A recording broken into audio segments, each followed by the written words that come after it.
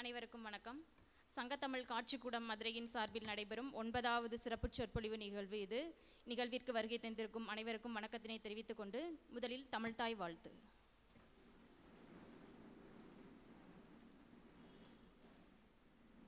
நீராறும் கடலுடுத்த நிலமடந்தை கெழிலொழுகும் சீராறும் வதனமென திகழ்பரத கண்டமிதில் தெக்கணமும் அதில் சிறந்த திராவிடனல் திருநாடும் தக்க சிறு பிறை நுதலும் தரித்தனரும் திலகமுமே அத்திலக வாசனை போல் அனைத்துலகும் இன்பமுற எத்திசையும் புகழ் மணக்க இருந்த பெரும் தமிழனங்கே தமிழனங்கே உன் சீரிழமை திறம் வியந்து செயல் மறந்து வாழ்த்துதுமே வாழ்த்துதுமே வாழ்த்துதுமே.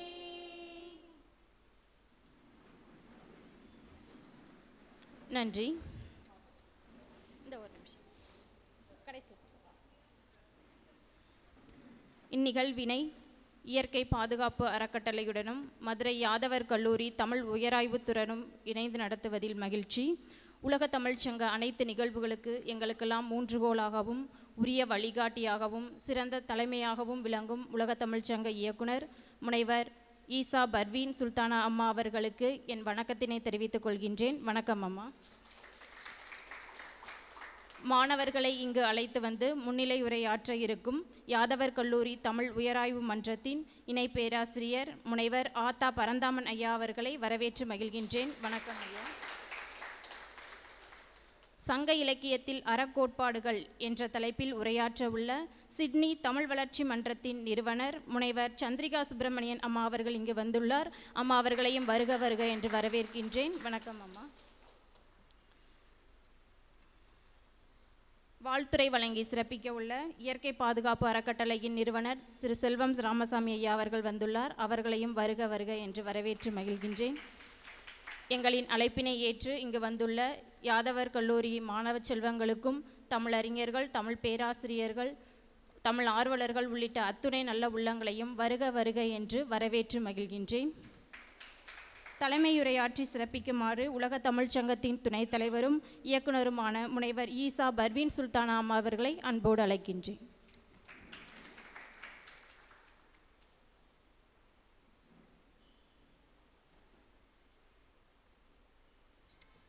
செய்க தவம் செய்க தவம் நெஞ்சே தவம் செய்தால் எய்த விரும்பியதையெல்லாம் எய்தலாம்.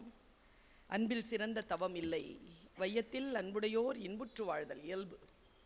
மகாகவி சுப்பிரமணிய பாரதியின் வார்த்தைகளை முன்வைத்து இன்றைக்கு உலக தமிழ்ச்சங்கம் மதுரை தமிழ்நாடு அரசு நிறுவனம் சங்கத்தமிழ் காட்சிக்கூடத்தில் இயற்கை பாதுகாப்பு அறக்கட்டளையுடன் இணைந்து சங்க இலக்கியத்தில் அறக்கோட்பாடுகள் என்கின்ற தலைப்பில் ஒரு சொற்பொழிவு நிகழ்ச்சியை ஏற்பாடு செய்திருக்கிறார்கள். எல்லாருக்கும் நிமிர்ந்து உட்காருங்க.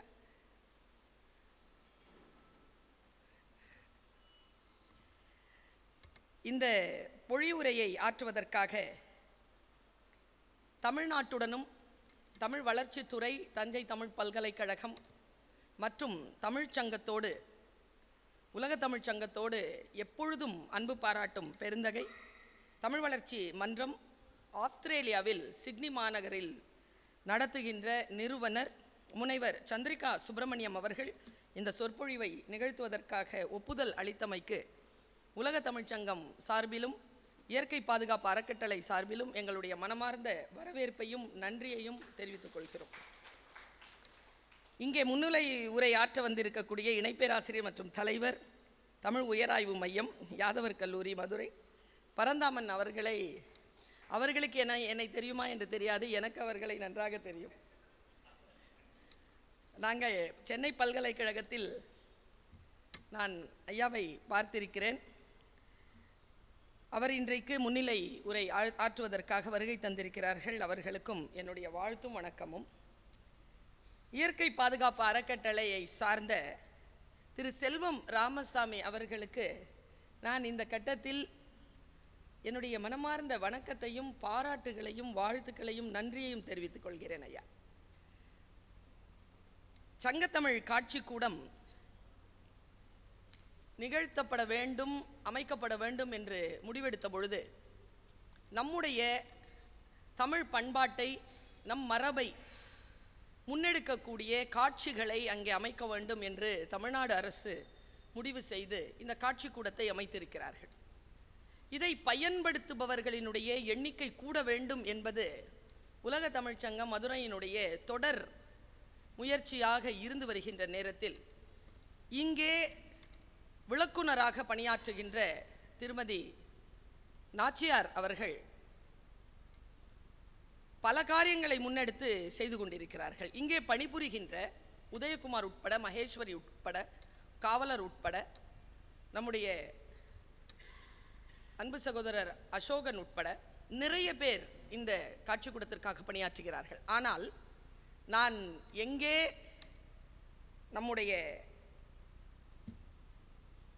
இயற்கை பாதுகாப்பு அறக்கட்டளைக்கான செல்வம் ராமசாமி அவர்களை பாராட்டுகிறேன் என்றால், இந்த சங்க காட்சி கூடத்தில் மாணவர்களை அழைத்து தொடர்ந்து நிகழ்ச்சிகளை நடத்துவதற்கு நான் பொருளுதவி செய்கிறேன் என்று சொல்லி ஒவ்வொரு நிகழ்ச்சியையும் அவர் முன்னின்று நடத்துகிறார். நான் எப்பவுமே ஒரு விஷயத்துல நம்பிக்கை உண்டு. புத்தம் சரணம் கச்சாமி, சங்கம் சரணம் கச்சாமி, தம்மம் சரணம் கச்சாமி. முதலில் தனி மனிதர்களுக்காகத்தான் அறம் சார்ந்த கொள்கைகளில் மக்கள் வந்து சேருகிறார்கள், அவர்கள் சங்கம் அமைக்கிறார்கள். ஒருவேளை மனிதர்கள், தனி மனிதர்கள் இல்லாமல் போகலாம், சங்கம் கூட காலகட்டத்தில் வேறு சூழ்நிலைக்கு மாறலாம். ஆனால் கடைசி வரைக்கும் தம்மம் கொள்கையில் நாம் நிற்க வேண்டும் என்பதுதான். அந்த கொள்கையை தூக்கி நிறுத்தக்கூடிய அத்துணை பேரையும் நான் வாழ்த்துகிறேன். இந்த செல்வம் ராமசாமி என்கின்ற ஒற்றை மனிதர் இயற்கையை பாதுகாக்க வேண்டும் என்று ஒரு அறக்கட்டளையை துவங்கியதோடு சங்கத்தமிழ் காட்சிக்கூடத்தில் இத்தகைய விழிப்புணர்வு நிகழ்ச்சிகளை ஏற்படுத்துவதற்காக உலகத்தமிழ் சங்கத்தோடு கைகோர்த்து இருப்பது நிச்சயமாக நாங்கள் மிகவும் பாராட்டுகிறோம், வரவேற்கிறோம். அவரை போல் பலர் உலகத்தமிழ் சங்கத்தோடு இணைந்து தங்களுடைய பணியை ஆற்றிக்கொள்ள வேண்டும் என்றும் கேட்டுக்கொள்கிறேன். தலைப்பு ரொம்ப சிறப்பான தலைப்பு, சங்க இலக்கியத்தில் அறக்கோட்பாடு. நான் இப்போ மதுரை பல்கலைக்கழகத்தில் பன்னாட்டு பயிலரங்கம் ஒன்று நடக்குது.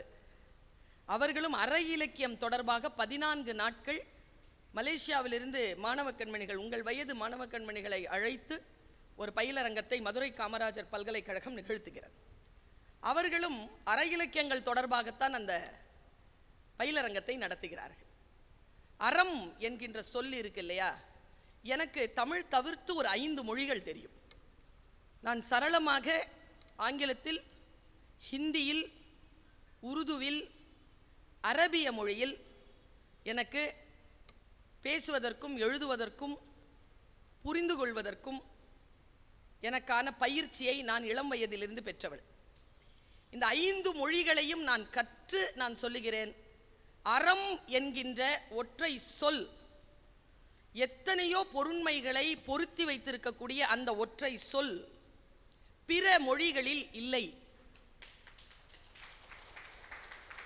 திருக்குரானை வாசிக்கின்ற பொழுது 28 இடங்களில் ஹக் என்கின்ற சொல் பயன்படுத்தப்படுகிறது. ஹக் ஹக் அப்படிங்கிற சொல்லுக்கு அவர்கள் விளக்கம் தருகின்ற பொழுது 28 இடங்களில் அந்த வேதம் விளக்கம் சொல்கிறது. ஆனால் நான் தமிழ் படித்த காரணத்தினால் இந்த 28 இடங்களையும் சேர்த்த அந்த ஹக் என்கின்ற மொழி, அந்த சொல்லை கூட அடங்கிவிடாத பெரும் பொருளை உள்ளடக்கிய ஒரு சொல்லாக அறம் என்கின்ற சொல்லை நான் காண்கிறேன். தமிழர்களினுடைய தனித்த அடையாளம் எது என்றால் அன்பும் வீரமும் என்று சொல்வார்கள். என்னை கேட்டால் இந்த 21ஆம் நூற்றாண்டில் தமிழ் என்கின்ற மொழியை பின்பற்றுகின்ற மக்களுக்கான தனித்த அடையாள சொல் அறம் என்பதுதான். நாம் அறம் சார்ந்து வாழக்கூடியவர்கள். இந்த அறம் சார்ந்து வாழக்கூடிய இந்த தமிழ் சமூகத்தை முன்னெடுக்கக்கூடிய இந்த தலைமை பொறுப்பில் இருக்கக்கூடியவர்களை, சமூக ஆர்வலர்களை, ஆய்வாளர்களை, சான்றோர்களை நான் வரவேற்கிறேன், பாராட்டுகிறேன். ஏனென்றால் நல்ல தலைமை இல்லாத சமுதாயம் தன்னைத்தானே தின்றுவிடும் என்கின்ற கொள்கையிலே நான் உடன்பாடு கொண்டவள். சமூகம் என்பதற்கு எந்த முகமும் இல்லை. அந்த சமூகத்தை வழிநடத்துகின்றவர்களுக்கு முகம் உண்டு. அந்த வழி நடத்துகின்றவர்கள் இந்த அறக்கோட்பாடுகளுடன் இருந்தால் அந்த சமூகம் மிகச்சிறப்பான வகையில் முன்னேறும் என்பதற்காகத்தான் தமிழர்கள் அறக்கோட்பாட்டை தன்னுடைய வாழ்வியல் முறையாக முன்னெடுத்திருக்கிறார்கள். தமிழனுக்கு ஏது வரலாறு? தமிழ்தான் தமிழன் வரலாறு. உலகத்தில் எத்தனையோ செம்மொழிகள் இருக்கலாம். ஹீப்ரு, கிரேக்கம், சீனம், சமஸ்கிருதம், அரபி, தமிழ் என்று எத்தனையோ செம்மொழிகள் இருந்தாலும் அத்தனை செம்மொழிகளிலும் என் தாத்தன் வள்ளுவன் பேசிய 2500 ஆண்டுகளுக்கு முன்னால் சங்கத்தமிழன் பேசிய அந்த சொல்லை இன்றைக்கு 2500 ஆண்டுகளுக்கு கழித்தும் என் பிள்ளையாலும் அதே பேசிவிட முடியும், அதை புரிந்து கொள்ள முடியும் என்றால் உலகத்தில் இருக்கக்கூடிய செம்மொழியிலேயே தலை சார்ந்த மொழியாக இருப்பது தமிழ்தான் என்று 5 மொழிகளை அறிந்து கொண்டிருக்கக்கூடிய நான் சொல்லுகிறேன். நான் இது ஏதோ தமிழன் என்பதற்காக, தமிழச்சி என்பதற்காக புகழ்ந்து சொல்ல இல்லை. நம் மரபு மிக ஆழமானது. தமிழ்தான் தமிழனின் வரலாறு. தமிழ் மொழி செம்மொழி. இந்த செம்மொழி ஆய்வு நிறுவனத்திலிருந்து வந்திருக்கிறார்கள். தமிழை உலகமெங்கும் சென்று பரப்பக்கூடியவர் நம்முடைய சந்திரிகா அவர்கள். ஆஸ்திரேலியாவில் இருந்து கொண்டு, எனக்கு தெரியும், ஆஸ்திரேலியாவிற்கு பல முறை நான் பயணம் செய்திருக்கிறேன். இந்த அக்டோபர் மாதத்திலும் கூட வருகிறேன். அங்கே அவ்வளவு சீக்கிரமாக தமிழ் மொழியை எல்லாம் பரப்பிவிட முடியாது. எத்தனையோ சிரமங்களுக்கு நடுவில் தான் தமிழர்கள் தங்கள் அடையாளங்களை தொலைத்து விடாமல் இருக்கிறார்கள். நான் பெல்ஜியம் தமிழ் மன்றத்திலிருந்து வந்த அந்த அயலக சொற்பொழிவு நிகழ்ச்சியிலும் இந்த விஷயத்தை சொன்னேன். உலகத்தில் நல்லா ஞாபகம் வச்சுக்கோங்க குழந்தைகளை, 14 கோடி மக்கள் தமிழர்களாக இருக்கிறோம். உலகத்தில் உலக பந்திலே 800 கோடி மக்கள் இருக்கிறோம். அதில் 14 தமிழர்கள் மட்டும் இருக்கிறோம். 800ல் 14ங்கிறது உலக பந்தில பெரிய தொகை. தமிழ்நாட்டில் மட்டும் 8 கோடி இருக்கிறோம். உலகம் இருக்குல்ல, அதில் 6 கோடி இருக்கிறோம். கொஞ்சம் நினைச்சு பாருங்க, உலகத்தில் 6 கோடி இருக்கிறோம்னு நம்ம பேசுறதுக்கு என்ன காரணம்? அவர்கள் 6 கோடி பேரும் தன்னை தமிழர்கள் என்று அடையாளப்படுத்தி கொண்ட காரணத்தினால் அந்த தொகையை நம்மால் சொல்லிவிட முடிகிறது. அங்கே போய் அவர்கள் தன்னை கரைத்து கொள்ளாமல் தன்னுடைய அடையாளத்தை நிறுத்தி இருக்கிறார்கள். தமிழருடைய அடையாளம் என்பது அந்த பண்பாட்டை, அந்த மரபை, அந்த அறத்தோடு வாழ்வதுதான். அது என்னங்கிறது நமக்கு தெரியாது. அதை சொல்றதுக்கு தான் வந்திருக்காங்க. ஒரு கிறிஸ்துவனுக்கு பைபிள் உண்டு, முஸ்லிம்க்கு குரான் உண்டு, இந்து மதத்தை பின்பற்றுகின்றவர்களுக்கு உபனிஷதங்கள், தேவார திருப்பாசுரங்கள் உண்டு. தமிழர்களுக்கு குறளும் சங்க இலக்கியமும் பழந்தமிழும் தானே. அதில் இருக்கக்கூடிய அறக்கோட்பாடுகளை புரிந்து கொள்ளுங்கள். அந்த அறக்கோட்பாடுகளை சொல்வதற்காக வந்திருக்கக்கூடிய பெருந்தகை முனைவர் சந்திரிகா சுப்பிரமணியம். நான் ரொம்ப மரியாதை செய்யக்கூடிய, எப்பவுமே இப்போ என்னை பார்த்த ஒரு நிமிஷத்தில் சொன்னாங்க, யார் யாரோ என்னென்னமோ செய்கிறாங்க, நாம ஏமா செய்யக்கூடாது அப்படின்ட்டு அவர்கள் ஒரு ப்ரப்போசலை முன்வச்சிருக்காங்க. அந்த கருத்துரு அது என் மனதில் நான் விதையாக கொண்டு செல்கிறேன். நான் மதுரை பல்கலைக்கழகத்திற்கு போய் என் அலுவலகத்திற்கு வருகின்ற வரைக்கும் அது முளைத்திருக்கும். அந்த செடி முளைத்து விட்டது என்பதனை நான் உங்களுக்கு அறிய தருவேன். அந்த முளைத்து விட்டது, அது வளர்ந்து கொண்டிருக்கிறது என்கின்ற அமைதியுடன் நீங்கள் உங்கள் நாட்டிற்கு செல்வீர்கள்.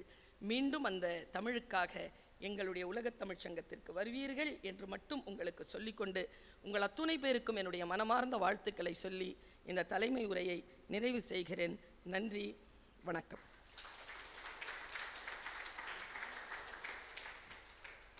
நன்றி அம்மா. சிறப்பான தலைமை உரை. அறம் என்கின்ற ஒற்றை சொல் பிற மொழிகளில் இல்லை என்பதையும், தமிழர்களின் தலைத்த அடையாளமாக சொல் அறம் என்பதையும் வாழ்வியல் முறையாக அறத்தை தமிழர்கள் முன்னெடுத்திருக்கிறார்கள் என்று அறத்தின் சிறப்பை தலைமையுரையாக வழங்கிய அம்மா அவர்களுக்கு நன்றி. சிறப்பு விருந்தினர்களுக்கு சிறப்பு செய்யும் நேரம் இது. பொலிவுரையாற்ற உள்ள ஆஸ்திரேலியா சிட்னி தமிழ் வளர்ச்சி மன்றத்தின் நிறுவனர் முனைவர் சந்திரிகா சுப்பிரமணியன் அம்மா அவர்களுக்கு சிறப்பு செய்யப்படுகின்றது.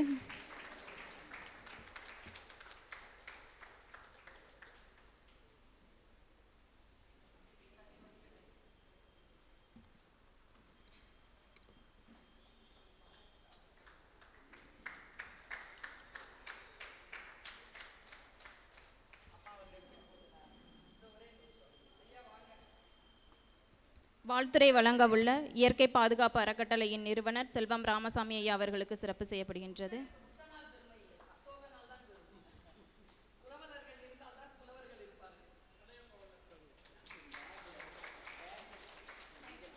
அடுத்ததாக முன்னிலை உரையாற்ற உள்ள இணை பேராசிரியர் யாதவர் கல்லூரியின் இணை பேராசிரியர் முனைவர் ஆதா பரந்தாமன் ஐயா அவர்களுக்கு சிறப்பு செய்யப்படுகின்றது.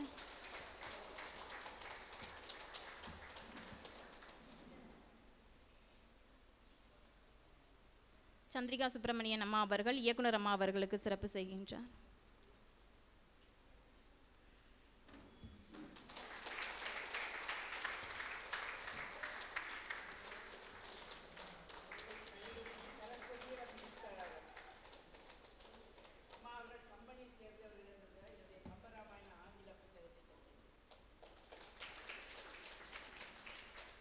இணை பேராசிரியர் ஆத்தா பரந்தாமன் ஐயா அவர்கள் இயக்குனர் அம்மா அவர்களுக்கு சிறப்பு செய்கின்றார்.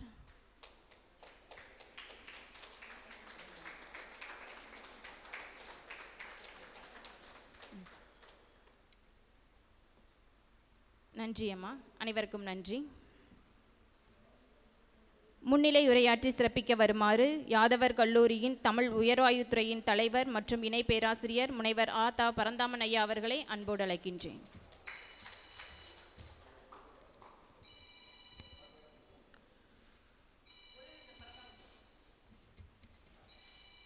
இந்த வாய்ப்பினை எங்களுக்கு வழங்கிய உலக தமிழ்ச்சங்கத்திற்கு முதலில் நன்றி. இங்கே இயக்குனராக துணைத் தலைவராக அமர்ந்திருக்கின்ற முனைவர் ஈசா பர்வீன் சுல்தானா அவர்களை 1994 நான் தேராசர் கல்லூரி மாணவன் சென்னை கம்பன் கழகத்திற்கு போட்டியாளராக சென்றிருக்கின்ற பொழுது சேஷாத்திரி, பத்ரி, பர்வீன் சுல்தானா, கிருஷ்ணன், செல்வம் என்ற முகங்கள் எல்லாம் எனக்கு அப்பொழுதுதான் அறிமுகமானார்கள். அதைத் தொடர்ந்து அவர்களை ஊடகங்களிலும் மேடைகளிலும் பார்க்கின்ற பொழுது மகிழ்ச்சியுற்றேன். அன்றைக்கி ஜி தமிழ் பட்டிமன்றம் நிகழ்ந்த பொழுது அங்கே சுவாமி ஐயா அறிவித்தார்கள். அப்பொழுது உண்மையிலே மகிழ்ச்சியாக இருந்தது. நம்முடன் போட்டியாளராக நம்முடன் பயணியாக வந்த பர்வீன் சுல்தானா அவர்கள் இப்பொழுது எங்கள் மதுரைக்கு இந்த தமிழ்ச்சங்கத்திற்கு வந்திருக்கின்றது எங்கள் மதுரைக்கும் பெருமை, எனக்கு மிக மகிழ்ச்சியாகவும் பெருமிதமாகவும் உள்ளது. நன்றி அம்மா, நன்றி தோழர் அவர்களே, நன்றி.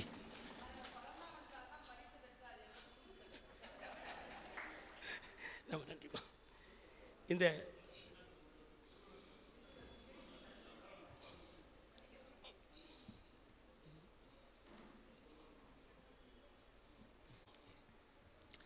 இந்த அருமையான நிகழ்விற்கு வரிய புரிந்திருக்கின்ற பொலிவுரை நிகழ்த்த இருக்கின்ற அம்மா முனைவர் சந்திரிகா சுப்பிரமணியன் அவர்கள்.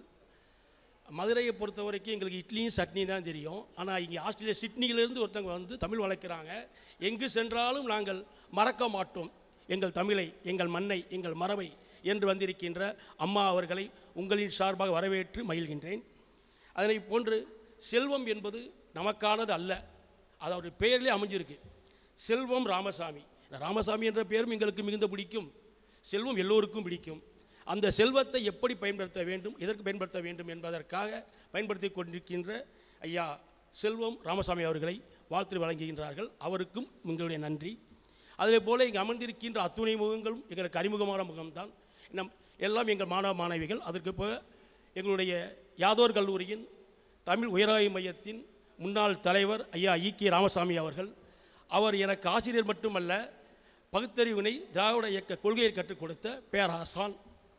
அதனை போன்று அன்பு கவிஞர், பட்டிமன்ற பேச்சாளர், சிரிக்கவும் சிந்திக்க வைக்கின்ற கவிஞர் மூரா அவர்கள், சோழராஜன் அவர்கள், குறும்பா கவிஞர் ரவி அவர்கள், இப்படி அத்துணை முகங்களும் அறிமுகமான முகங்கள்.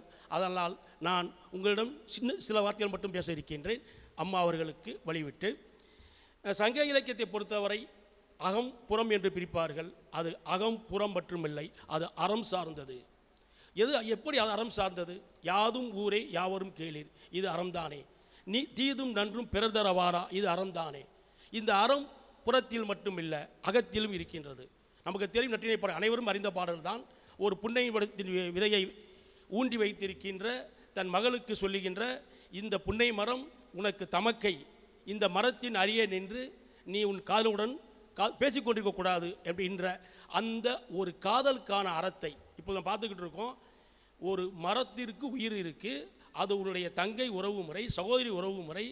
அவரிடம் அந்த இடத்தில் நின்று நீ உன்னுடைய தலைவனுடன் உறவாடினால், கலந்துரையாடினால் அது கொஞ்சம் வெக்கமாக இல்லையா, நாணமாக இல்லையா? அப்படி மரத்திற்கு உயிர் இருக்கின்ற ஒரு காதல் அறத்தை கற்றுக் கொடுத்தது நமது தமிழ் இலக்கியம், சங்க இலக்கியம். நம்ம இப்பொழுது பார்த்து கொண்டிருக்கிற நம்ம மரம் எல்லாம் எப்படி போய் கொண்டிருக்கிறது? மரம் மட்டுமல்ல, எல்லாமே வெட்கி தலைகுனிகின்றது. இந்த நிலை இல்லை. நமக்கான அறம் களவும் உண்டு, கற்பும் உண்டு. அதற்கான அறம் என்பதை கற்றுக் கொடுத்தது நம்முடைய சங்க இலக்கியங்கள் தான். இல்லை குறுந்தொகையோ நற்றினையோ அகநானூரோ வெறும் காதலை மட்டும் சொல்லிவிட்டு போகவில்லை. எப்படி காதலிக்க வேண்டும், எது அறம் எது அறமற்றது என்பதை நமக்கு தெளிவாக எடுத்துரைக்கு வரை வந்திருக்கின்ற அம்மா அவர்களின் பேச்சினை கேட்க உங்களைப் போன்று நானும் ஆர்வமாக இருக்கின்றேன். நன்றி, வணக்கம். நன்றி ஐயா. சுருக்கமான முன்னிலை உரை, அறத்திற்கு எடுத்துக்காட்டாக ஒரு நற்றினை பாடலை தெரிவித்துவிட்டு சென்றார்கள். ஐயா அவர்களுக்கு நன்றி. பொலிவுரை ஆற்றி சிறப்பிக்க உள்ள முனைவர் சந்திரிகா சுப்பிரமணியன் அம்மா அவர்கள் சங்க இலக்கியத்தில் அறக்கோட்பாடுகள் என்ற தலைப்பில் உரையாற்ற வருகின்றார். அம்மா அவர்களை பற்றிய ஒரு சிறிய அறிமுகம். வழக்கறிஞர், சமூக தலைவர், சிறந்த பேச்சாளர், ஊடகம் மற்றும் தமிழில் முனைவர் பட்டங்களை பெற்றுள்ளார். இவர் முதுகலை சட்டம் மற்றும் முதுகலை நிர்வாக தகுதிகளும் பெற்று இந்தியா, மலேசியா மற்றும் ஆஸ்திரேலியாவில் உள்ள பல்கலைக்கழகங்களில் கல்வியாளராகவும் இருந்து வருகின்றார். மேற்கு சிட்னி சுகாதாரத்துறை, சிட்வெல்ஸ் பன்முக சமூக கலாச்சார சேவைகள் மற்றும் பல ஆஸ்திரேலிய சமூக நிறுவனங்களின் ஆட்சி குழுக்களில் இயக்குநராக பணியாற்றுகின்றார். தமிழ் இலக்கியம், சட்டம், ஊடகம், தலைமைத்துவம், மேலாண்மை, பெண்கள் மேம்பாடு மற்றும் கவிதை ஆகியவற்றை உள்ளடக்கிய 65க்கும் மேற்பட்ட நூல்களையும் நூற்றுக்கணக்கான ஆராய்ச்சி கட்டுரைகளையும் வழங்கியுள்ளார். உலக தமிழ்ச் சங்கத்திற்கான இலக்கிய விருதினை பெற்ற சிறப்பிற்குரியவர். இவரது படைப்புகளான ஊடகச் சட்டங்கள், இணையச் சட்டங்கள் மற்றும் பெண்கள் குறித்த 3 நூல்களுக்கு தமிழக அரசின் பரிசும் SRM தமிழ் பேராயம் குறித்த விருதுகளும் வழங்கப்பட்டுள்ளன. அம்மா அவர்கள் இன்று சங்க இலக்கியத்தில் அறக்கோட்பாடுகள் கன்று உரையாற்ற வருகின்றார். அம்மா அவர்களை அன்போடு அழைக்கின்றேன்.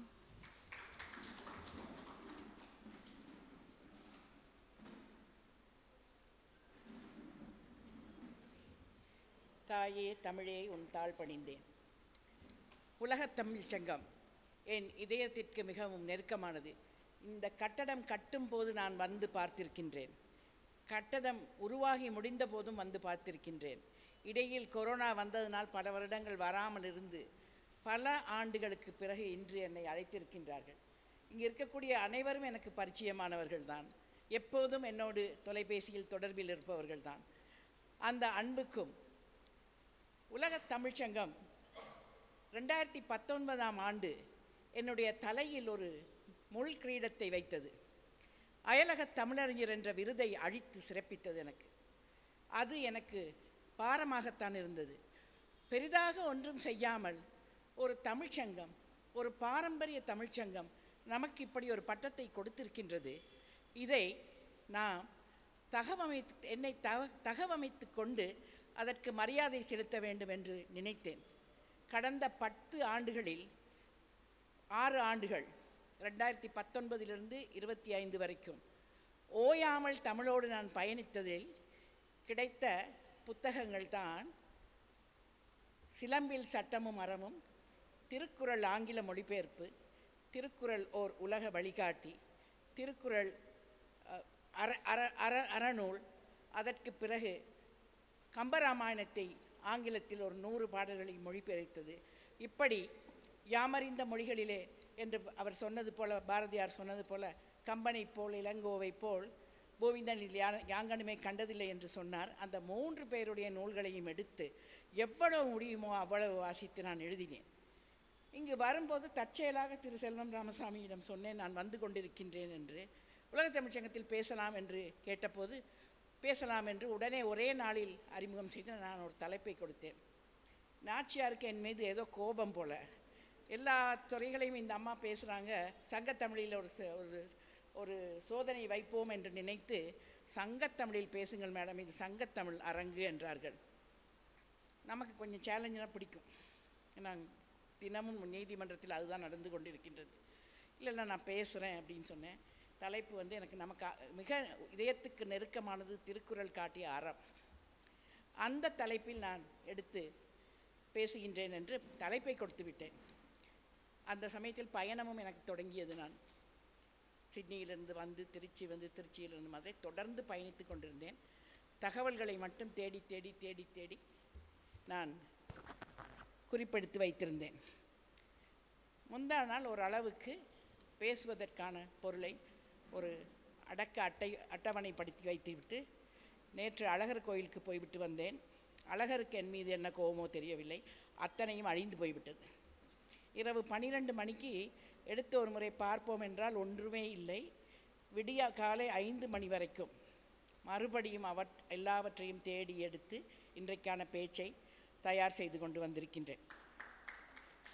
இதில் தவறுகள் ஏதும் இருந்தாலும் ஏதும் பிழைவிட்டாலும் சங்கத்தமிழ் என்னுடைய ஃபோட்டே அல்ல. ஆனால் சங்கத்தமிழும் நான் கற்க வேண்டும் என்பது இறைவன் திருவருள் என்று நினைத்து அதை நான் செய்து கொண்டிருக்கின்றேன். இங்கே இன்று முன்னிலை ஆற்ற வந்திருக்கும் இணைப்பேராசிரியர் மற்றும் தலைவர் தமிழ் உயராய்வு மையம் யாதவர் கல்லூரி த பரந்தாமன் அவர்களுக்கும் செல்வம் ராமசாமி அவர்களுக்கும், அம்மா அவர்கள் உரையாற்றி விட்டு சென்றார்கள் துணைத் தலைவர் இயக்குனர் அம்மா பர்வீன் சுல்தானா அம்மா அவர்களுக்கும் என்னுடைய நன்றியும் வணக்கமும். பல ஆண்டுகளுக்கு முன்பு இந்த அரங்கில் அல்ல, அந்த உலகத் தமிழ்ச் சங்க அரங்கில் நானும் திருமதி ராஜேஸ்வரி இங்கு வந்திருக்கின்றார்கள் முனைவர், இருவரும் ஒரே மேடையில் பேசினோம். இன்று அவர்கள் வந்திருக்கின்றார்கள் என்னுடைய உரையை கேட்பதற்கு. இதுதான் இந்த உலகத் தமிழ்ச் சங்கம் எங்களுக்கு வழங்குகின்ற கௌரவம் என்று நான் கருதுகின்றேன்.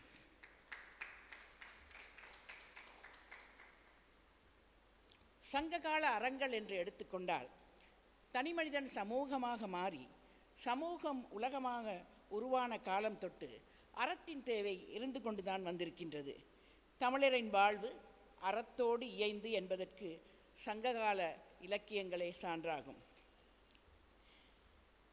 சமூகத்திற்கு தேவையான அறங்களையும் வாழ்க்கை முறைக்கு தேவையான அறங்களையும் தனிநபருக்கான அறங்களையும் பெண்களுக்கான அறங்களையும் ஆண்களுக்கான அறங்களையும் சங்ககால இலக்கியங்கள் பதிவு செய்திருக்கின்றன. சங்க காலத்திற்கு பின்னால் தான் அறநெறி காலம் வந்தாலும் கூட சங்ககால வாழ்க்கை முறைக்கு தேவையான வாழ்வியல் அறங்கள் நேரடியாகவும் மறைமுகமாகவும் சங்கப்புலவர்களால் பாடப்பட்டுள்ளன.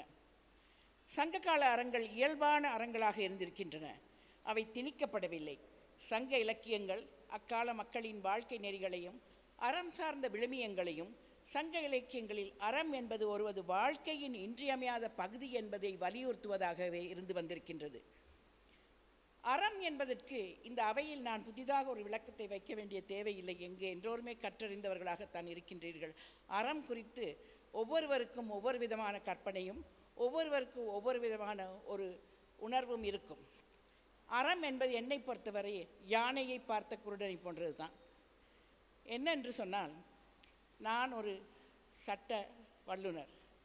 சட்டமும் அறமும் வேறு. அதனால்தான் நான் சிலம்பில் சட்டமும் அறமும் என்றே ஒரு நூலை எழுதினேன். அறம் என்பது உணர்வு சார்ந்தது, மனசாட்சி சார்ந்தது. சட்டம் என்பது எழுதப்பட்ட விதி, மீற முடியாதது, மிக கடினமானது, வளைவுத்தன்மை இல்லாதது. ஆனால் அறத்துக்கு சந்தர்ப்பத்திற்கு ஏற்றவாறும் சூழ்நிலைக்கு ஏற்றவாறும் மனிதர்களுக்கு ஏற்றவாறும் வளைந்து கொடுக்கக்கூடிய ஒரு தன்மை இருக்கின்றது. அந்த அடிப்படையில் சங்ககால இலக்கியங்களை பார்த்தீர்கள் என்றால் தோழன் சொல்லக்கூடிய தோழி சொல்லக்கூடிய சட்டம், தலைவன் காணக்கூடிய அறம், தாய் காணக்கூடிய அறம் என்று வெவ்வேறு அறங்களை எல்லாம் பேசி அதை சரிபிழை என்று வாதிடும் அந்த பாடல்களும் இருக்கின்றன. இங்கு நான் பாடல்கள் ஒன்றையும் சொல்லப் போவதில்லை. ஏனென்றால் நான் மீண்டும் சொல்லுகின்றேன், சங்க இலக்கியம் எனக்கு புதிதான ஒன்று. எழுதி வைத்திருந்ததை காணவில்லை.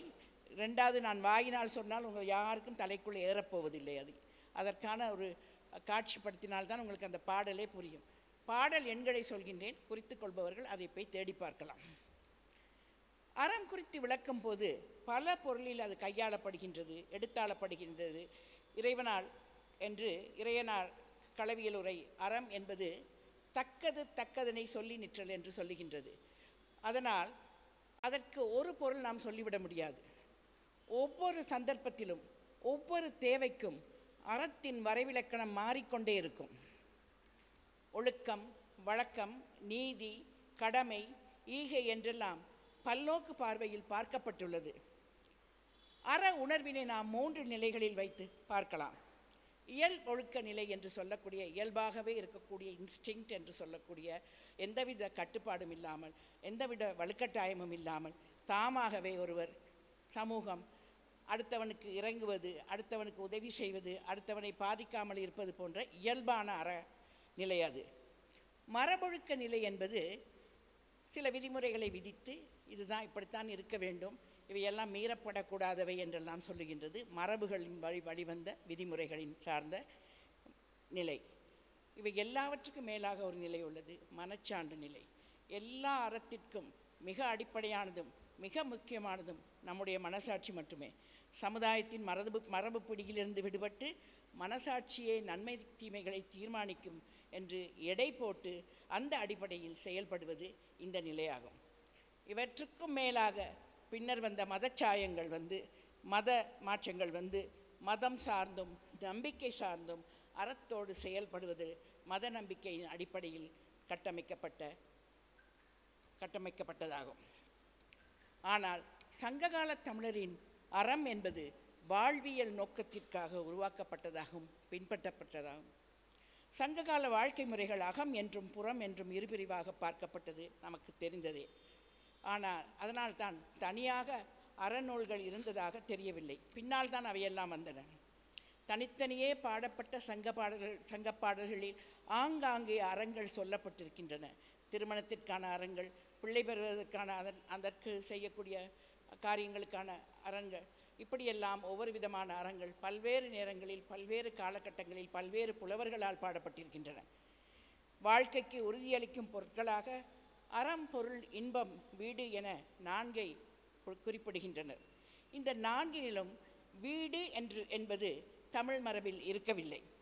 தொல்காப்பியத்திலும் சங்க இலக்கியத்திலும் அறம், பொருள், இன்பம் என 3ஐத்தான் குறிப்பிடுகின்றார்கள். தொல்காப்பியம் காட்டும் அறநெறியே மக்களின் வாழ்வியல் இலக்கணத்தை வரையறைக்கும் அடிப்படை சான்றாகும். எழுத்தும் சொல்லும் பற்றியே உலக மொழிகளெல்லாம் இலக்கணம் வகுத்து கொண்டிருந்த காலத்தில் எழுத்தையும் சொல்லையும் பயன்படுத்தும் மனிதனுடைய வாழ்க்கையின் இலக்கணத்தை உணர்த்தும் அந்த இலக்கணத்தை உணர்த்துகின்ற ஒரு இலக்கணத்தை படைத்த பெருமைக்குரியது தொல்காப்பியமாகும். இதை எந்த இலக்கண நூலிலும் நாம் பார்க்க முடியாது உலக மொழிகளில்.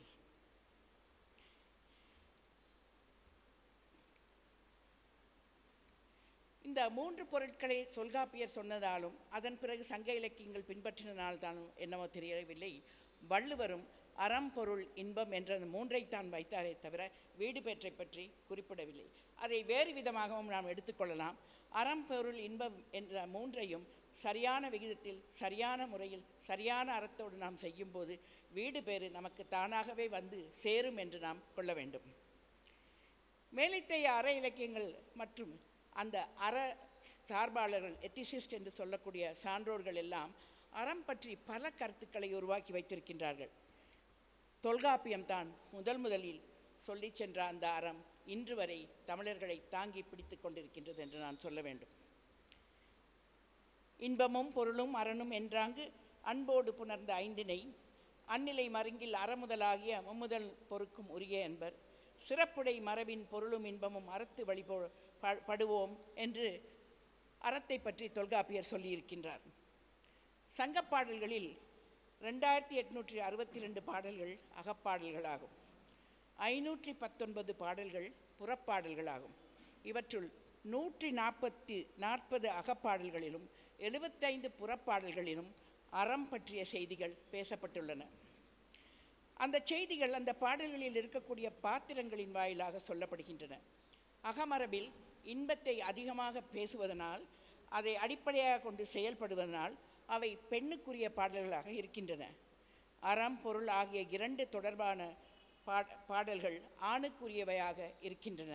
பகுத்தறிந்து அவற்றை செயல்படுத்தக்கூடிய சமூகத்துக்கு தேவையானவையாக இருக்கின்றன. சங்க இலக்கியங்கள் தமிழ் மக்களின் வாழ்வியலை, பழக்க வழக்கங்களை, அறநெறிகளை நமக்கு காட்டுகின்றன. அகம் மற்றும் புறம் என வாழ்வை ரெண்டாக பிரித்த நாம் ஒவ்வொரு நிலத்திற்கும் ஏற்ற வகை வாழ்க்கை முறையையும் அறத்தையும் சொல்லுகின்றோம். கற்பு, களவு, விருந்தோம்பல், ஈகை, போர் மரபுகள் என பல வாழ்வியல் கூறுகளை நம்முடைய இலக்கியங்கள், சங்க இலக்கியங்கள் விளக்கி நிற்கின்றன. அகம் என்பது காதல், குடும்ப வாழ்க்கை போன்ற தனி மனித உணர்வுகளை குறிக்கின்றது. புறம் என்பது போர், அரசியல், சமுதாய கடமைகள் போன்ற பொதுவான விடயங்களை குறிக்கின்றது. பெண்ணுக்குரிய அறம், இல்லறமும் ஒரு ஆணை சார்ந்து வாழ்கின்ற வாழ்க்கையின் இன்பங்களையும் சார்ந்து அவை உருவாக்கப்பட்டுள்ளன. ஆணுக்குரிய அறமோ வீரம், புகழ், அறிவு, கடமை, உரிமை, பெருமை என்று பல புகழ் சார்ந்த விடயங்கள், வெளியுலகம் சார்ந்த விடயங்களோடு பிணைக்கப்பட்டுள்ளது. ஆணுக்குரிய அறம் குறித்து பேசும் நற்றுணை பாடல் ஒன்று, நட்டார் ஆக்கம் வேண்டியும் ஒட்டிய நின்றோள் அணிவரற்கு அன்றோ தோழி அவர் சென்ற திறமே என்று ஒரு பாடல் இருக்கின்றது. அடிப்படையில் ஆண் பொருளை ஈட்டுவதும் அந்த பொருளீட்டலின் அறத்தை சார்ந்து இன்ப அறம் இயங்க வேண்டி இருப்பதையும் தான் இந்த பாடல்கள் ஒன்றோடு ஒன்று பிணைக்கின்றன. ஈட்டிய பொருளினை ஒரு ஆண் வறியவர்களுக்கு கொடுக்கக்கூடிய அளவுக்கு தன்னுடைய பொருளாதாரத்தை பேணுவது அறமாக அன்று கருதப்பட்டிருக்கின்றது. குடும்பம் சார்ந்த அறங்கள் சொல்லப்பட்டிருக்கின்றன. பெண்கள் தொடர்பான அறங்கள் யாவும் அவளது குடும்பம் சார்ந்த உறவுகள், உடல் சார்ந்த புனைவுகள், பெண்ணுக்குரிய இயல்புகள், அவர்களின் நம்பிக்கைகளும் வழிபாடுகளும் அவர்களுடைய செயல்களை வரையறுக்கக்கூடியவைகளாகத்தான் இயற்றப்பட்டுள்ளன.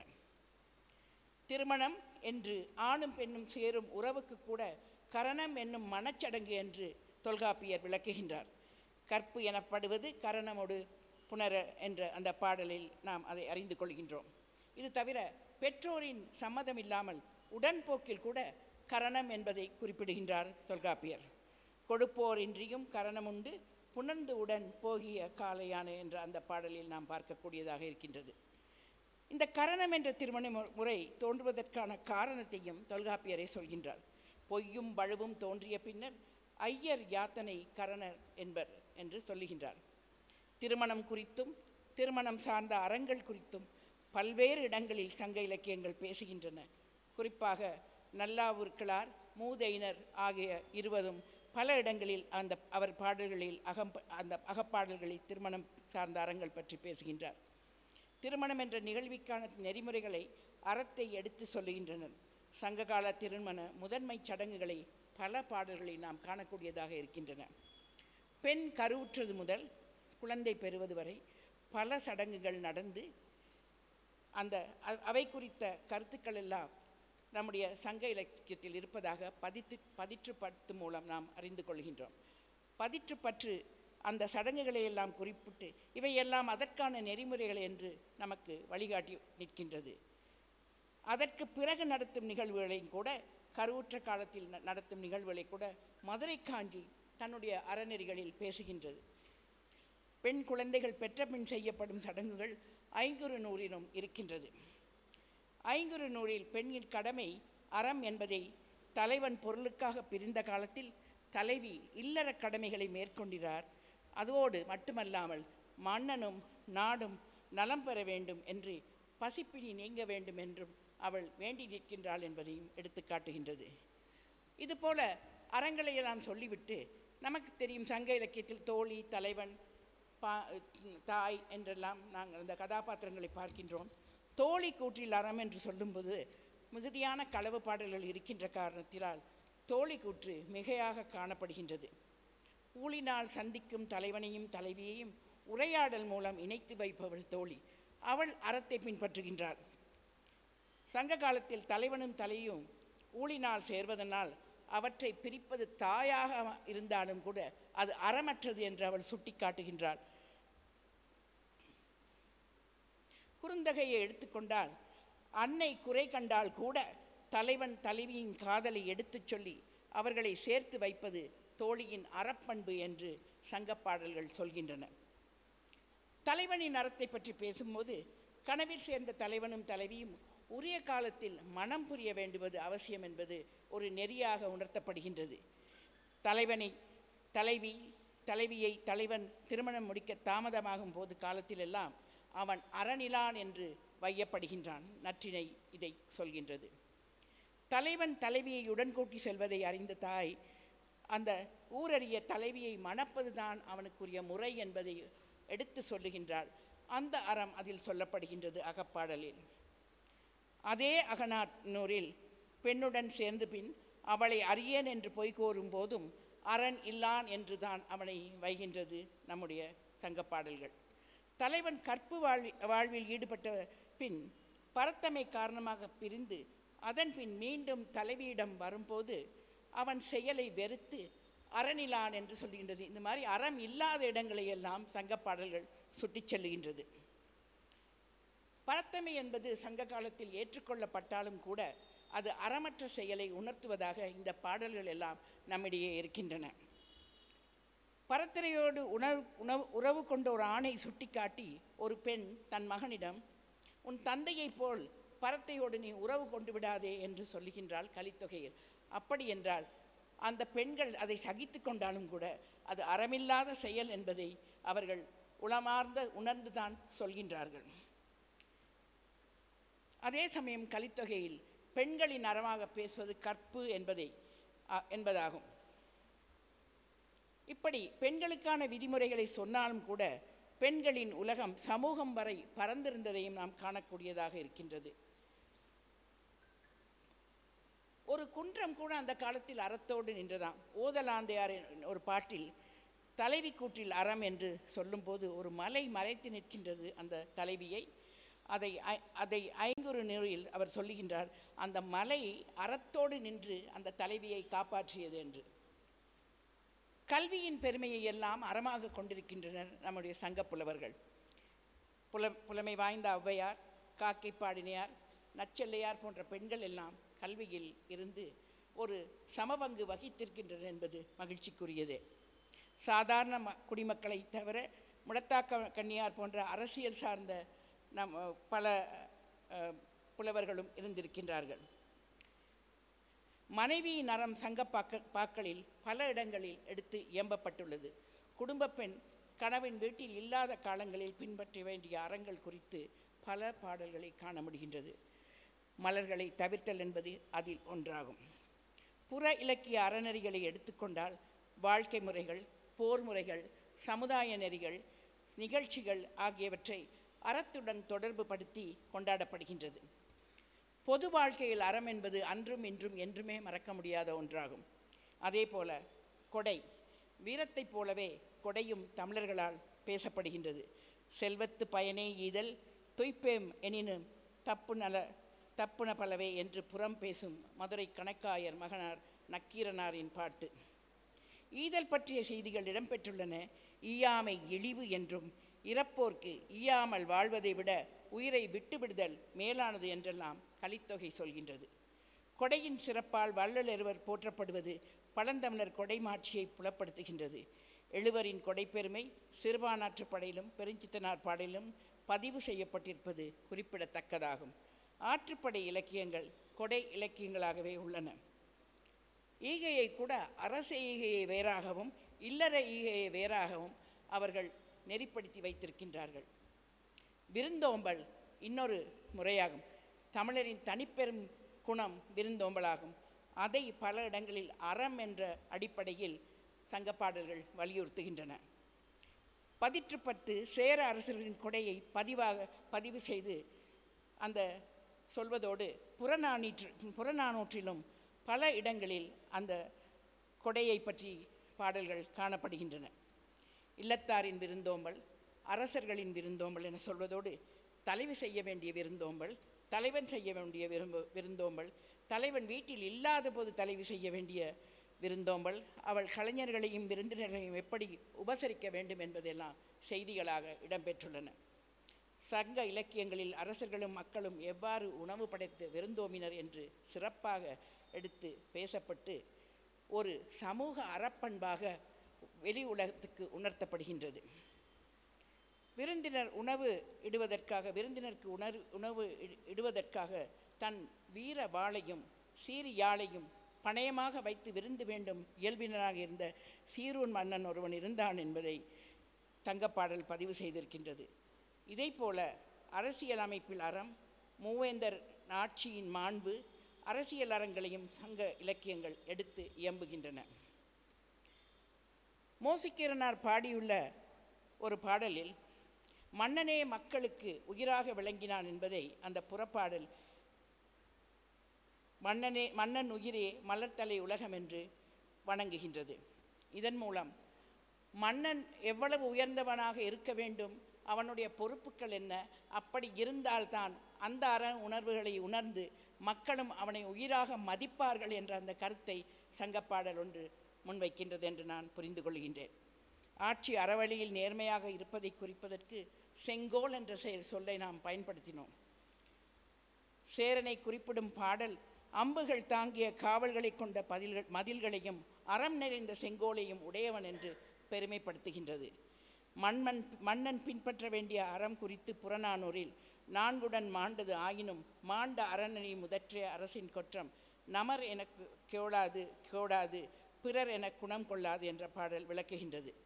4 வகை படைச்சிறப்பினை பெற்றிருந்தாலும் அரசரின் வெற்றி அறத்தை அடிப்படையாக கொண்டு இயங்க வேண்டும் என்று செங்கோல் மூலம் அறிவுறுத்தப்படுகின்றது. ஒரு அரசன் வெற்றியை அறத்தோடு பெறாவிட்டால் அவன் பெற்ற அந்த வெற்றியில் அர்த்தமில்லை என்பது தான் இதன் பொருளாகும்.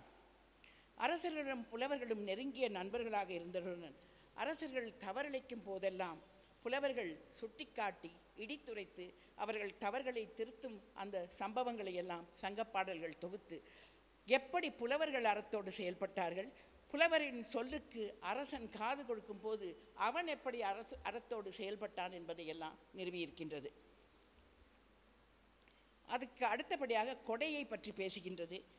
வானில் வளம் பெறக்கூடிய திங்கள் தேய்தல் பெருகுதல் மாய்தல் பிறத்தல் என்ற உண்மைகளை உலகிற்கு உணர்த்துவதாக கூறி, இந்த நிலையில்லாத உலகில் இதையெல்லாம் தோன்றி மறைகின்றன, இப்படி நிலையில்லாத உலகத்தில் இருக்கும் நீ கட்டாயம் கொடை வழங்க வேண்டும் என்று புலவர்கள் மூலம் மன்னருக்கு அறத்தின் சிறப்பு வலியுறுத்தப்படுகின்றது. அந்த கொடையை செய்யும் போது ஒருவன் எதையும் எதிர்பார்க்க கூடாது என்பதையும் இம்மை செய்தது மறுமைக்கு ஆமெனும் அறவிலை வணிகன் ஆய் அல்லன் என்ற அந்த புறப்பாடல் பயனை மறுபிறப்பில் பெறலாம் என்ற வணிக நோக்கு கூடாது நாம் ஒருவருக்கு கொடை தரும்போது என்று சொல்லுகின்றது. பெருமிதத்தையும் கூட தொல்காப்பியம் அறமாக சொல்லுகின்றது. கொடை என்பது ஒரு பெருமிதம் என்றே சொல்லுகின்றது. 4 விடயங்களில் கொடை கொடுக்கின்ற அந்த பெருமிதமும் அடங்கும் என்று அதை ஒரு அற கோட்பாடாக வலியுறுத்துகின்றது. அரசியல் அறங்களையும் சங்க இலக்கியங்கள் எடுத்து இயம்புகின்றன. மன்னனே மக்களுக்கு உயிராக விளங்கினான் என்று நான் முன்பு சொன்னேன். போரில் அரசன் பின்பற்றும் அறத்தை குறிக்கும் விதத்தில் புறநானூற்றில் ஒரு பாடல் இருக்கின்றது. அறச்சாலைகள் இருந்ததை ஒல்லையூர் தந்த பூதப்பாண்டியன் புறப்பாடலில் பதிவு செய்திருக்கின்றார். ஆக அறத்தின் நோக்கம் தனிமனித அறம், சமூக அறம், உலக அறம் என்று படர்ந்து கொண்டே போகின்றது. எத்தனை ஆண்டுகளுக்கு முன்பு நாம் தொடங்கினோம் இந்த அறப்போராட்டத்தை, இன்று வரை நாம் அந்த அறப்போராட்டத்தில் தான் இருக்கின்றோம். நமக்கு வழிகாட்ட நம்முடைய சங்க இலக்கியங்கள் நம்மோடு இருக்கின்றன என்பதை நமக்கு பெருமை தருவதாகும். தனி மனிதன் சமூகமாக மாறி சமூகம் உலகமாக உருவான காலம் தொட்டு அறத்தின் தேவை இருந்து கொண்டே தான் இருக்கின்றது. தமிழரின் வாழ்வு அறத்தோடு இயந்தது என்பதற்கு சங்ககால இலக்கியங்களே சாட்சியாகும். சங்ககால காட்சிகளை ஒருமுறை நான் ரசிக்கவும் ருசிக்கவும் உங்களுடன் பகிர்ந்து கொள்ளவும் இந்த அருமையான வாய்ப்பை தந்த உலகத் தமிழ்ச் சங்கத்துக்கும் யாதவர் கல்லூரிக்கும் இங்கே இருக்கக்கூடிய என்னுடைய நண்பர்கள் உலகத் தமிழ்ச் சங்கத்தில் பணியாற்றும் அனைவருக்கும், குறிப்பாக நாச்சியார் அம்மார் அவர்கள் தான் இந்த தலைப்பை தேர்ந்தெடுக்க எனக்கு ஒரு வாய்ப்பை கொடுத்தார்கள். எல்லோருக்கும் என் நன்றியை தெரிவித்துக் கொண்டு உங்கள் அனைவருக்கும் முக்கியமாக பொறுமையாக கேட்டதற்காக என் நன்றியை தெரிவித்துக் கொள்கின்றேன். நன்றி, வணக்கம்.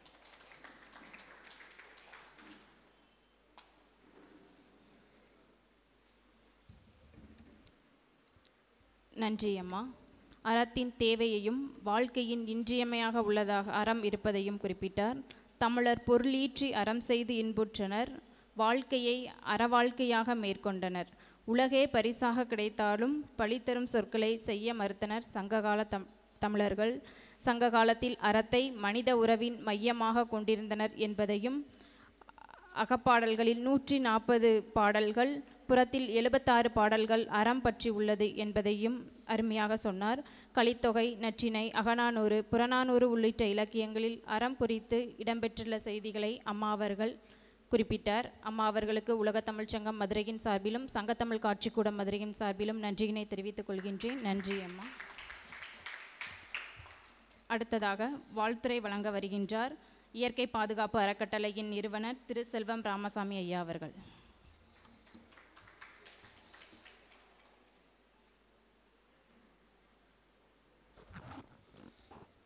அனைவருக்கும் காலை வணக்கம். எல்லாரும் ஃப்ரெஷ்ஷாக இருக்கீங்களா? ஓகே, மகிழ்ச்சி.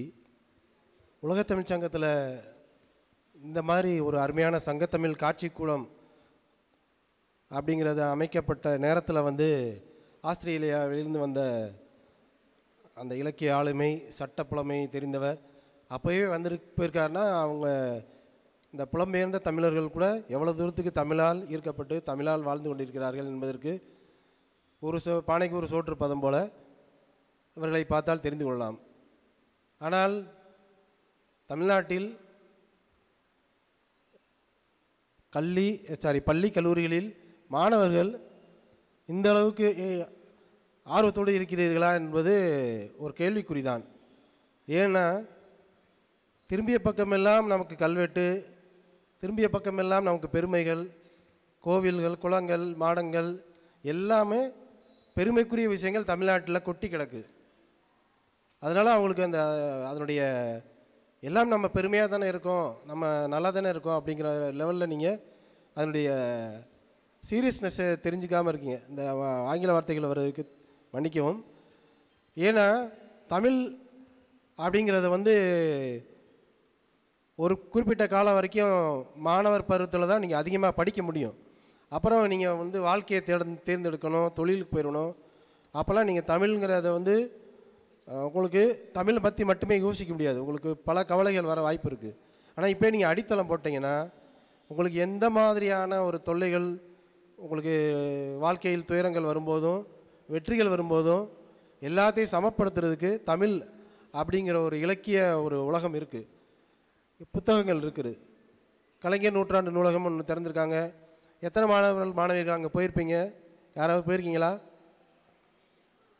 யாதவர் கல்லூரி தமிழ் உயராய்வு பள்ளி கல்லூரி மாணவர்கள் யாராவது போயிருக்கீங்களா? மதுரையில் தான் இருக்குது. கலைஞர் யாராவது கை தூங்க.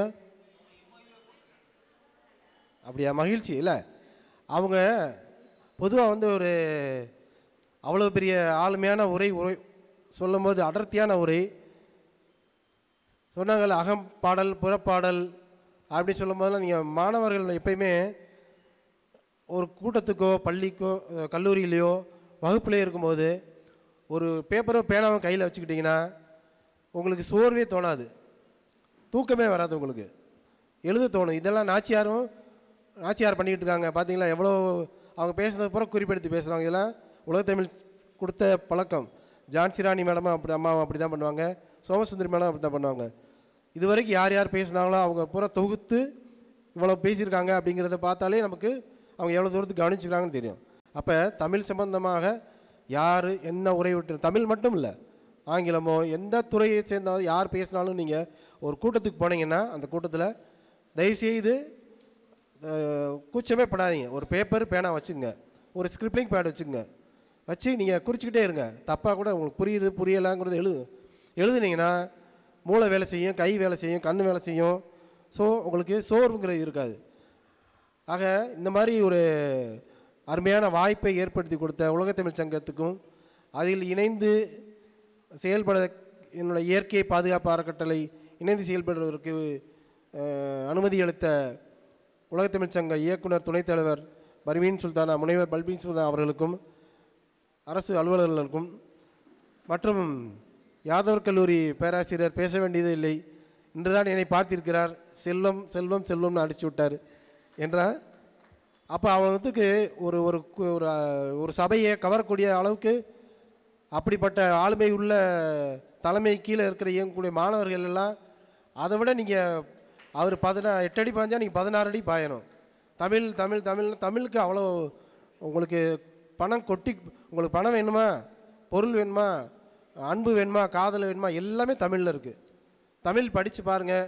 நாங்கள்லாம் ஒரு சில காலகட்டத்தில் எங்களுக்கு வாய்ப்பு கம்மியாயிடுச்சு தொழில் அப்படின்றதுனால தமிழை விட்டு விலகி போய் இப்போ ஐயோ இவ்வளோ நாள் விட்டுட்டோமேன்னு ஒரு ஏக்கத்தில் தான் ஓடி வந்துட்டுருக்கோம். ஒரு காலகட்டத்துக்கு அப்புறம் 40-50 வயசுக்கு அப்புறம் ஐயோ தமிழ் இவ்வளோ தூரத்துக்கு மிஸ் பண்ணிட்டோமே அப்படின்னு அவங்களுக்கெல்லாம் அறிய வாய்ப்பு. இந்த மாணவர்களுக்கு திரும்ப திரும்ப சொல்கிறதுலாம் தமிழ் படிங்க, தமிழில் படிங்க, தங்கிலீஷில் படிக்காதீங்க. ஏன்னா இப்போவே உங்கள் மெசேஜ் ஓப்பன் பண்ணி பார்த்தீங்கன்னா எல்லாமே தங்கிலீஷில் தான் இருக்கும். அது ஒரு பழக்கமாகி போச்சு. முடிஞ்ச அளவு தமிழ் எழுத்து இலக்கணம் அந்த எல்லாம் தமிழில் இருக்குது. அதெல்லாம் அந்த ஆப்பை டவுன்லோட் பண்ணி தமிழ்லேயே டைப் பண்ணி பாருங்கள். நீங்கள் யாருக்கு என்ன மெசேஜ் அனுப்பிச்சாலும் சரி, அப்பாவுக்கு அனுப்பிச்சாலும் சரி, ஃப்ரெண்டுக்கு அனுப்பிச்சாலும் சரி, அதெல்லாம் தமிழில் டைப் பண்ண பாருங்கள். முதல்ல அதுலேருந்து செய்ய ஆரம்பிங்க. அடுத்து மாணவர்கள் யாதவ கல்லூரியிலேருந்து வந்த மாணவர்களுக்கு இவங்களுக்கு வாழ்த்துறை சொல்லிக்கிறேன். அடுத்து நம்ம அழைப்பினை ஏற்று எல்லா தமிழ் ஆர்வலர்களும் வந்திருக்காங்க. தமிழ் செம்மல் விருது பெற்ற ரவி சார், கவிஞர் ரவி சார் வந்திருக்காரு. அமெரிக்கன் கல்லூரி எக்கனாமிக்ஸ் டிபார்ட்மெண்ட் பொருளாதார மேதை, அவருடைய உரை இல்லாத டிவி சேனலே இருக்காது. எப்போ பட்ஜெட் போட்டாலும் அவருடைய உரை இருக்கும். அது மாதிரி எல்லா ஆளுமைகள் இருக்காங்க. மூரா பட்டிமன்றத்தில் பேசினா, இப்போ நான்லாம் பேசினா சீரியஸாக பேசிகிட்டு இருக்கேன். அவர் பேசினார்னா நீங்கள் அதில் கருத்து இருக்கும், ஆனால் நீங்கள் விழுந்து சிரிச்சிட்டு இருப்பீங்க. சிரிக்க வச்சு சிந்திக்க வச்ச அந்த மாதிரி ஒரு ஆளுமைகள்லாம் இருக்காங்க. சிந்திக்கன்ற போதே என்எஸ்கே வந்துடுவார். என்எஸ்கேவின் புகழ்பாடல் வாழ்நாள் பூரா பாடிக்கொண்டிருக்க சோழ நாகராஜன் இருக்கார். ஈகே ராமசாமி ஐயா பேராசிரியர், அவர் இப்போ எப்போ பார்த்தாலும் எனக்கு ஒரு ஹோம்ஒர்க் கொடுத்துருவார்.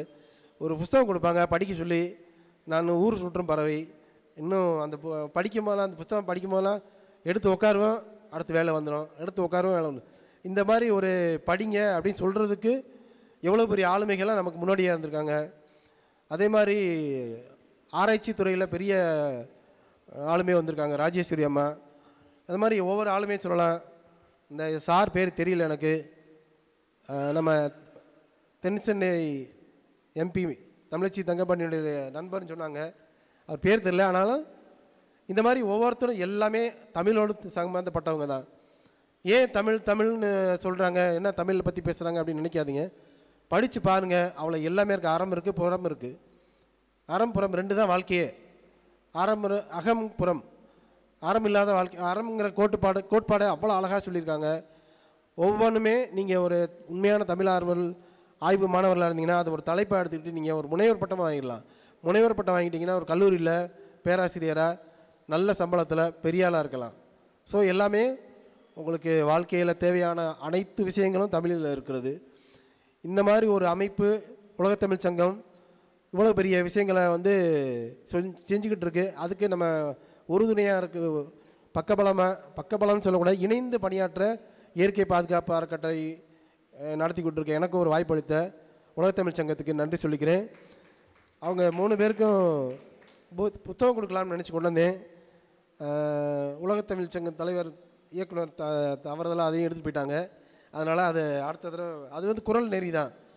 நேற்று வெளியான புத்தகம் தமிழ் மரபு அறக்கட்டளைன்னு பன்னாட்டு அமைப்பு சென்னையில் நடந்தது. அதில் வெளியிட்ட புத்தகம் அம்மாவுக்கும் கொடுக்குறதுக்காக வச்சுருந்தேன். எப்போ எடுத்துகிட்டு போயிட்டாங்க. பரவாயில்ல, அதை திரும்ப வாங்கிக்கலாம். அதனால் தமிழ் தமிழ் தமிழ் இதை மட்டும் மறக்காதுங்க. சொல்லுங்க, எல்லாம் தமிழ் வாழ்கன்னு மட்டும் சொல்லுங்கள் பாப்பா. எப்படி இருக்கு பார்ப்போம். யாருமே இந்த குரலை கேட்குறதுக்கு செந்தமிழ் நாடனும் போதிலே அப்படிங்கிற பாட்டெலாம் தெரியுமா? அதெல்லாம் ஞாபகம் வச்சுங்க. பாரதியார் இருக்கார், கம்பன் இருக்கார், பண்டிததாசர் இருக்காங்க, பெரும் புலமையர்கள். நீங்கள் உலகத்தமிழ் சங்கம் மட்டும் இங்கேயே லைப்ரரி, இங்கேயே நூலகம் இருக்குது, இங்கேயும் போங்க. உங்களுக்கு இல்லைனா வீட்டில் ஒவ்வொருத்தரும் புத்தகம் வாங்கி 10 புக்கு 20 புக்கு வாங்கி ஒவ்வொருத்தரும் வர முடியல, வீட்லேயாவது நூலகம் வச்சுக்கோங்க. அப்படிங்கிற ஒரு அறிவுரையோட வாழ்த்துக்கள் கூற வாய்ப்பளித்த உலகத்தமிழ் சங்கத்துக்கு நன்றி கூறி விடைபெறுகிறேன். நன்றி, வணக்கம்.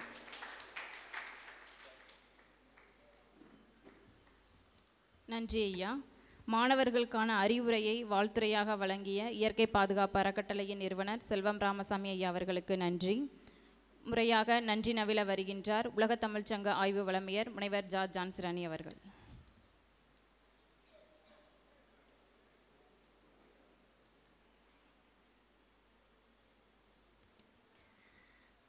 அன்பிற்சிறந்த தவமில்லை, அன்புடையார் இன்புற்று வாழ்தல் இயல்பு.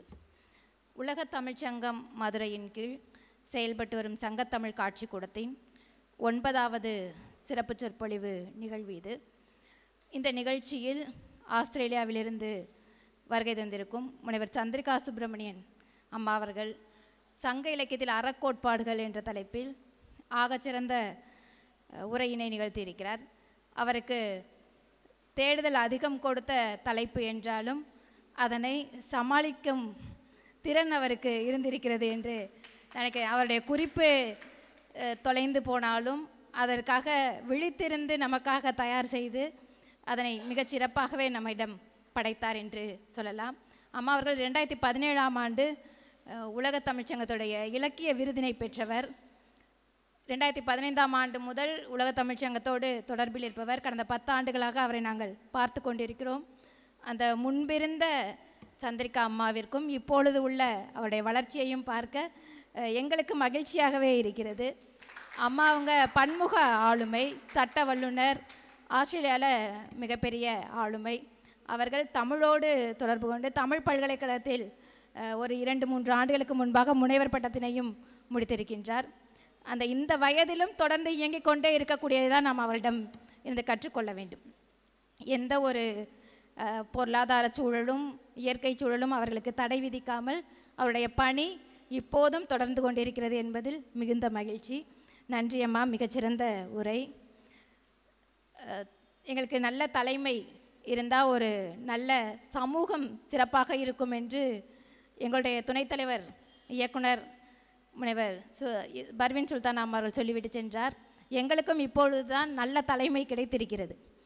நாங்கள் தொடர்ந்து இயங்குவது போல ஒரு கடந்த 2 ஆண்டுகளாக நாங்கள் பொறுப்பு இயக்குனரிடமே பணியாற்றி இருந்தோம். இப்போது நாங்கள் சுறுசுறுப்பாக இயங்கும் வகையில் எங்களுக்கும் நல்ல தலைமை அமைந்திருக்கிறது. அம்மா அவர்கள் மிகச்சிறப்பாக உரையாற்றி சென்றார். அவருடைய பேச்சு நமக்கு எப்போதுமே தெரியும். சிறிது நேர பேச்சு என்றாலும் அதில் பொருள் பொதிந்ததாகவும் அர்த்தம் நிறைந்ததாகவும் இருக்கும். அம்மாவர்களுக்கு இத்தருணத்தில் நன்றியினையும் வணக்கத்தினையும் தெரிவித்து மகிழ்கின்றேன். இந்த நிகழ்ச்சிக்கு சிறப்பு சேர்க்கும் வகையில் மாணவர்களை அழைத்து வந்த யாதவர் கல்லூரி பேராசிரியர் பரந்தாமன் ஐயாவர்களுக்கு எங்களுடைய மனமார்ந்த நன்றியினை தெரிவித்து மகிழ்கின்றோம். மாணவ செல்வங்கள் மிக அமைதியாக காத்திருந்த இந்த உரையினை கேட்டு மகிழ்ந்தீர்கள். உங்கள் அனைவருக்கும் என்னுடைய மனமார்ந்த நன்றியினை தெரிவித்து மகிழ்கின்றேன். செல்வம் ராமசாமி ஐயா தொடர்ந்து எங்களோடு பயணிக்கக்கூடியவர். இந்த 9 நிகழ்ச்சிகளையும் அவரோடு நாங்கள் இணைந்து செய்திருக்கிறோம். இதற்கும் ஒரு அந்த அறக்கோட்பாடு தேவைதான். நம்மளால் இயன்றது தான்.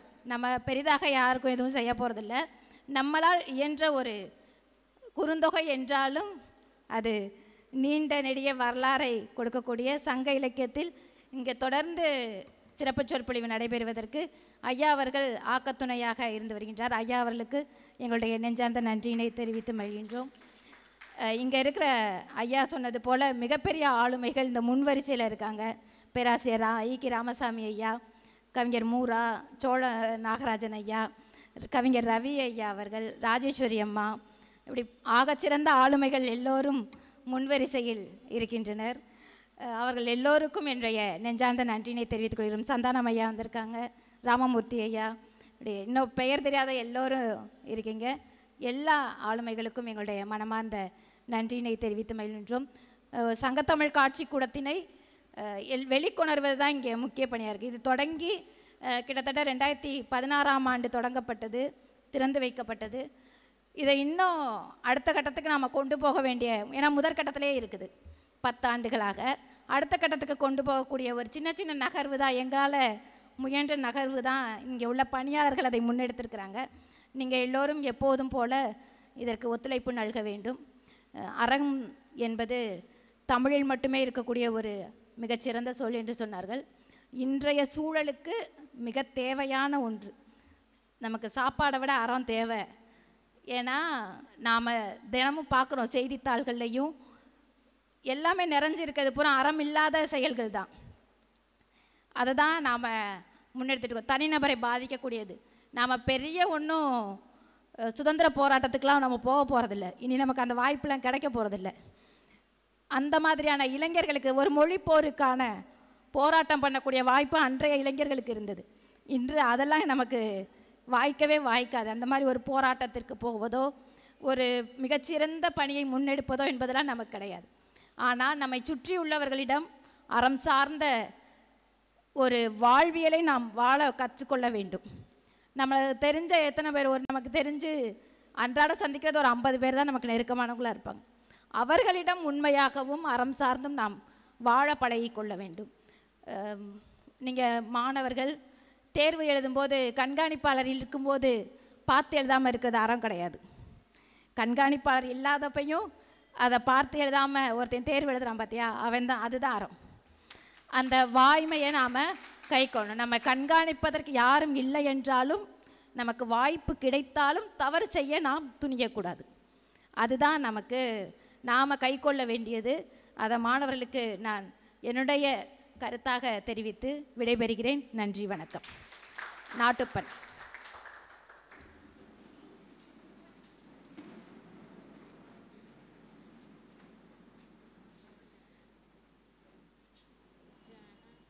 जनगण मन अधिनायक जय गे भारत भाग्य विधाता पंजाब सिंध गुजरात मराठा द्राविड उत्कल बंगा विंध्य हिमाचल यमुना गंगा उच्चल जलति तरंगा दव शुभ नामे जागे दव शुभ आशीष माहे गागे दव जय गाथा जनगण मंगलदायक जय गे भारत भाग्य विधाता जय गे जय गे जय गे जय जय